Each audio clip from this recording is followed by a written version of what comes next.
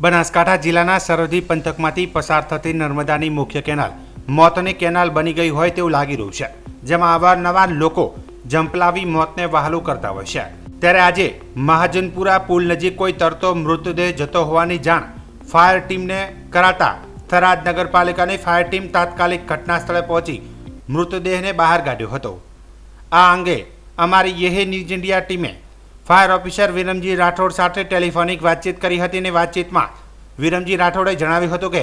આજરોજ સવારે મહાજનપુરા પુલ નજીક કોઈ મૃતદેહ તરતો કેનાલમાં જતા હોવાનો કોલ આવતા અમે અમારી ટીમ સાથે મહાજનપુરા મુખ્ય કેનાલ પર પહોંચી કેનાલમાં જંપલાવી મહા મુસીબતે મૃતદેહ બહાર કાઢવામાં આવ્યો હતો અને તેના વાલી વારસાને સોંપવામાં આવ્યો હતો, જે મૃતક યુવક થરાદની ચામુંડાનગર સોસાયટીનો હોવાનું જાણવા મળ્યું હતું। બનાવના પગલે કેનાલ પર લોકોના ટોળે ટોળા પણ ઉમટી પડ્યા હતા।